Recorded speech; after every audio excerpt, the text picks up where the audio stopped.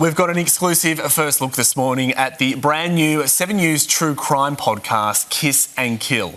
Rewriting what we know about the country's most dangerous offenders, the explosive series launches today. Episode 1 unpacks one of the nation's most gut-wrenching cases from the heart of Brisbane. You probably know her name and parts of her story. Police have now confirmed that a woman's body discovered just off the Brisbane River is Brookfield mother of 3, Alison Baden-Clay. Alison Baden-Clay murdered by the man meant to be closest to her. Gerard Baden-Clay murdered his amazing wife, Alison. A monster who almost fooled the nation. We really trust that the police are doing everything they can to find my wife, and we just hope that she'll come home soon. Using manipulation and deceit as his sharpest tools. He used to have baby monitors in the house in reverse so he could hear everything that was happening within the house. And he was financially controlling, that she didn't have access to credit cards or a lot of money. Alison's story shed light on coercive control and narcissism, traits once insidiously invisible. She was becoming increasingly isolated.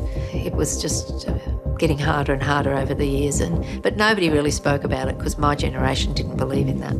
One woman is killed every 8 days by an intimate partner in Australia.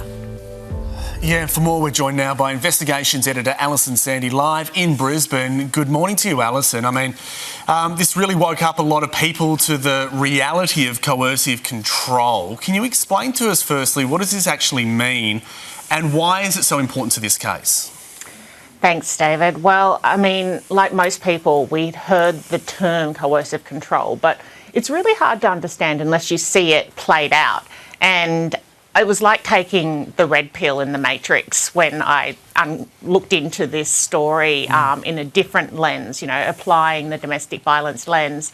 And I think what we saw is just every stage played out. There's a homicide timeline that's been devised by Jane Monckton Smith in the UK, and there's 8 stages. And you can actually track the stages in the relationship because of all the information that came out of court.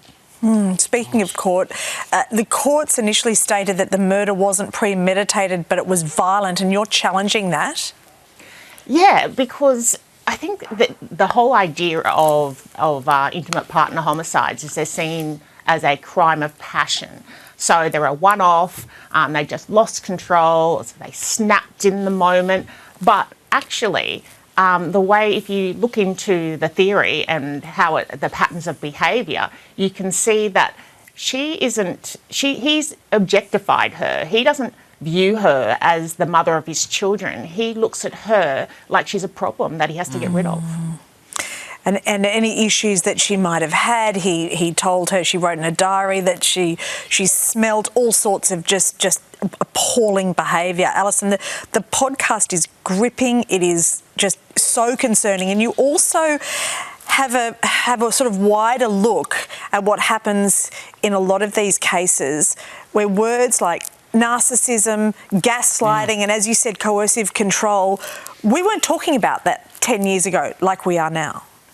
No, when I came out of school, I knew how not to get pregnant and how to not get an STD. I had no idea about coercive controllers or even the whole toxic relationship, the red flags to look for when meeting somebody. And I mean, there's this misnomer that people are violent, that's the ones that you need to watch for. But actually, the number one predictor of someone who's going to kill you is someone who is controlling, someone who wants to mould you, who wants to... And I guess the gaslighting comes into it. It makes you feel bad about yourself because you're not doing what they want you to do. Yeah, puts you down, makes you feel like she felt like it was all her fault. Alison, a big part of this investigation is raising awareness, but you're also smashing those stereotypes too. Yeah, I think the more people who know about this, the more people, particularly on the front line and also in the legal fraternity, because there has been this whole, I guess, travesty of justice all the way along. We see all these cases. I mean, 15 years is what Gerard Baden-Clay will have served next year, and he's eligible for parole.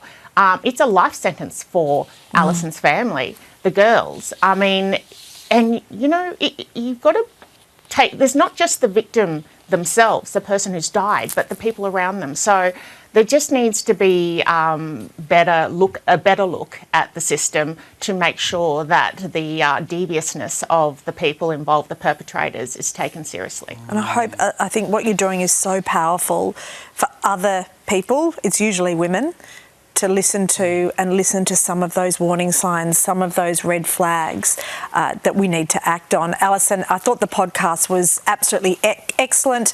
The first episode of Kiss and Kill is tonight at 6 p.m. on 7 News. New episodes are available every week on Listener or wherever you get your podcasts. Thank you so much. Thank you. Thanks, Mon. Thanks, David.